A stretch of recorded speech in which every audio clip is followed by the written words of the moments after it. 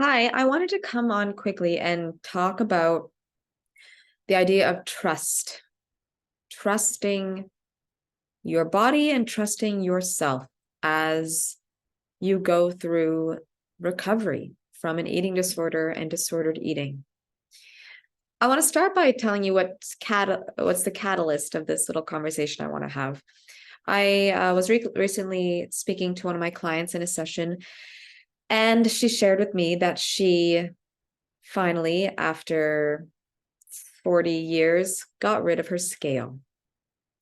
This is a woman who was weighing herself every single morning and had weighed herself every single morning for the majority of her life. And just the other week, she took her scale to a nearby park's garbage can and not only threw it away, she shoved it under a bunch of garbage. So it was right down in there. And this is what she shared. She said the first day, so the next morning, there was some panic and it was weird and uncomfortable. But since then, she has not missed it. Not missed it once. And the other thing that she shared with me is since having gotten rid of the scale, she has been noticing, and these are her words, that she is more connected with how her body is feeling. That she's able to notice and connect with her body more.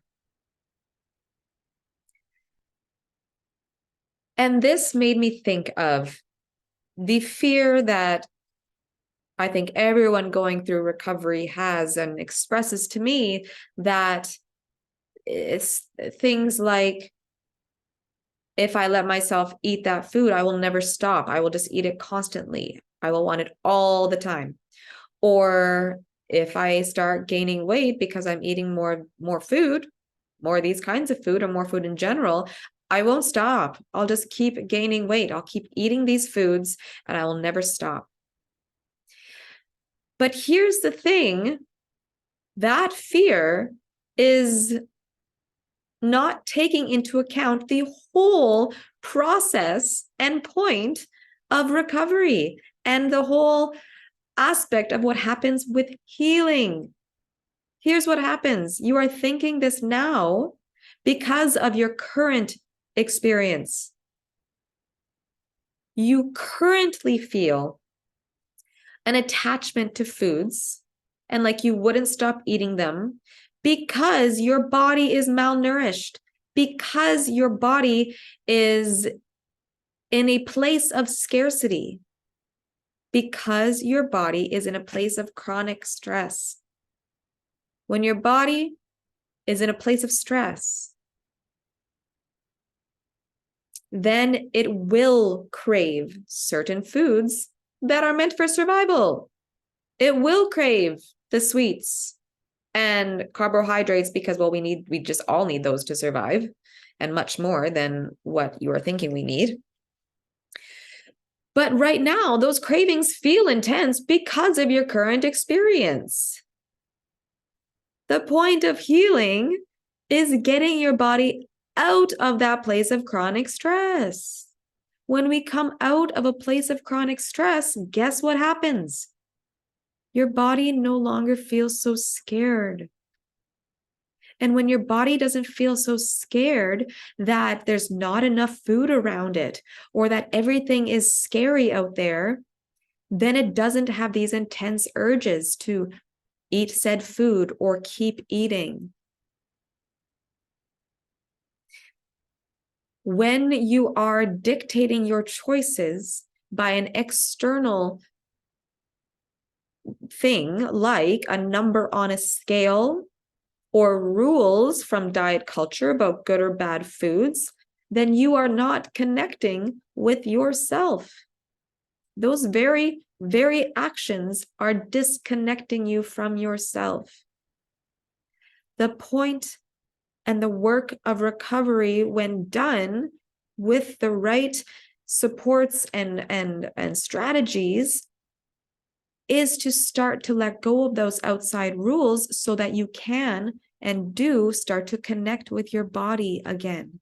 And guess what happens when you connect to your own body and you learn how to connect to your own body.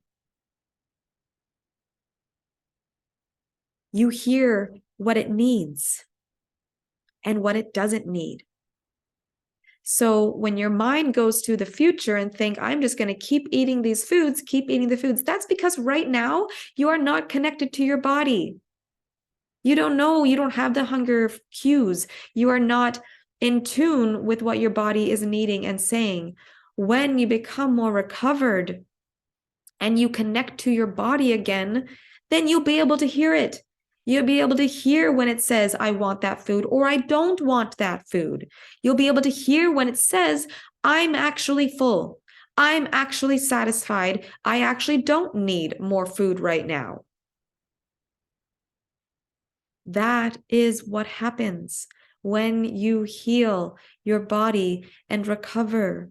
You start to become connected to your body again, which means that you have control over your choices, which means you won't just continue eating or continue to have these very intense cravings that you have now.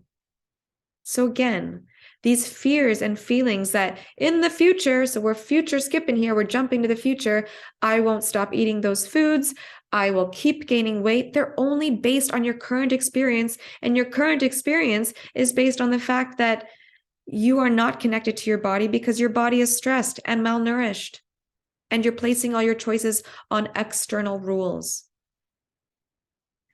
So the point and work of recovery involves getting back in touch with your body. It involves learning how to do that. It involves getting your body to feel safe physically again by nourishing it. And when we do all those things, so if you're here right now and here's this end goal, when we do all those things in between, the work of nourishing your body physically, the work of letting go of external rules so that you can start to tune in and hear your body and connect with yourself. Because that's really the work of recovery, is connecting with yourself again. Then when you are here, these fears don't come true. Because when you're here, you're connected with yourself and your body feels safe. You can hear your cravings. You can hear when you're satisfied. You hear when you're full, and you hear what you need. And your body feels safe enough to send you those messages, and you know how to listen. So you know when to start, you know when to stop.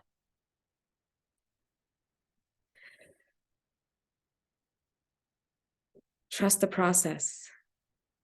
And trust that when you get there, you will have gone through the process so that these fears over here don't come true, because you are in a different place, mind, body, and spiritually, when you are here. So do the work of starting to connect with your body, nourish your body so that you can connect with it.